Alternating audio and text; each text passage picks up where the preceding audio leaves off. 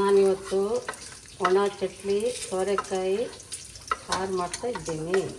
ಇದು ಮಸಾಲೆ ಹೀಗೆ ಹುರಿಬೇಕು.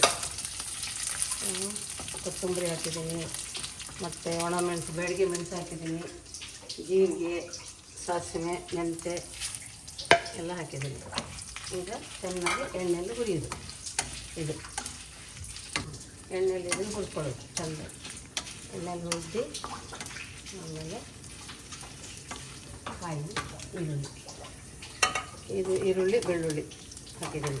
ಈಗ ಕಾಯಿ ಇದಿಷ್ಟು ಚೆನ್ನಾಗಿ ಹುರಿದು ಗ್ರೈಂಡ್ ಮಾಡೋದು. ಮಸಾಲೆ ಎಷ್ಟಾಯಿತು, ಬೆಳ್ಳುಳ್ಳಿ, ಈರುಳ್ಳಿ, ಕೊತ್ತಂಬರಿ ಮತ್ತು ಬೆಳಗ್ಗೆ ಮೆಣಸು, ಜೀರಿಗೆ, ಸಾಸಿವೆ ಹಾಕಿದ್ದೀನಿ. ಈಗ ಕೆಂಪಾದ್ಮೇಲೆ ತಣ್ಣಗಾದ್ಮೇಲೆ ಗ್ರೈಂಡರಿಗೆ ಹಾಕೋದು ಮಿಕ್ಸಿಗೆ.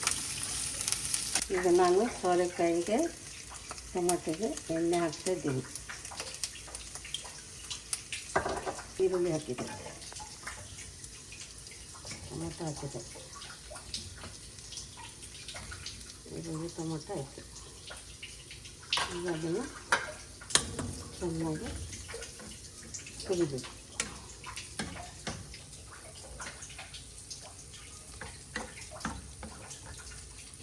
ಈಗ ಸೋರೆಕಾಯಿ ಹಾಕ್ತೀನಿ.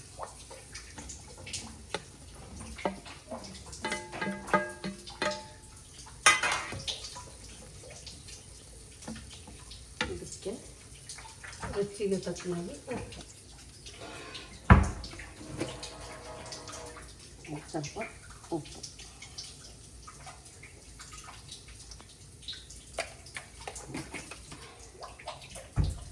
ಈಗ ಇದಕ್ಕೆ ಮಸಾಲೆಗೆ ಅರಿಶಿನ ಪುಡಿ ಹಾಕ್ತಾಯಿದ್ದೀನಿ.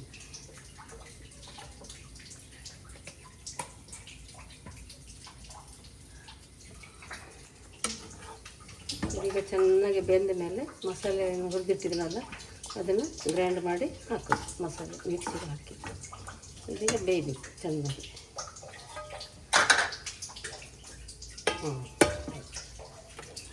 ಚೆನ್ನಾಗಿರೋದು ಚೆನ್ನಾಗಿ ಮಿಕ್ಸಿ ಮಾಡಿ ಸೋರೆಕಾಯಿ ಬೇಯಲಿಕ್ಕಿದ್ದೀನಲ್ಲ ಅದಕ್ಕೆ ಹಾಕೋದು.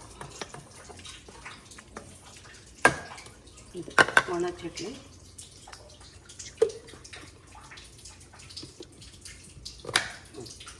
ಇದು ಸೋರೆಕಾಯಿ ಬೆಂದ ಮೇಲೆ ಈ ಒಣ ಚಟ್ನಿ ಹಾಕೋದು, ಆಮೇಲೆ ಮಿಕ್ಸಿ ಮಾಡಿ ಹಾಕೋದು.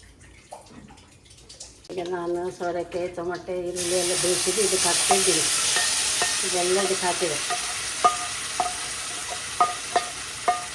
ಈಗ ಮಸಾಲ ಕರಿದಿದ್ದು, ಮಸಾಲೆ ಹಾಕಿದ್ದು ಕರಿದಿದ್ದು ಚೆಂದ ಕಡ್ದು ಇಲ್ಲಿ ಇದಕ್ಕೆ ಹಾಕಿದೆ.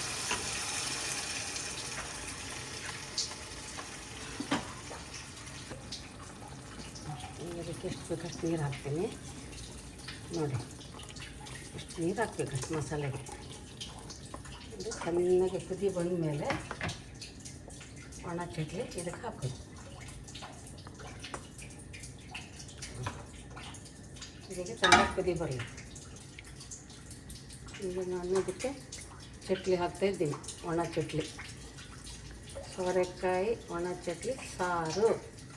ಇದು ಬಿಸಿ ರೈಸಿಗೆ ಚೆನ್ನಾಗಾಗುತ್ತೆ, ಆಮೇಲೆ ದೋಸೆಗೂ ಒಳ್ಳೆ ಆಗುತ್ತೆ, ನೀರು ದೋಸೆಗೆ.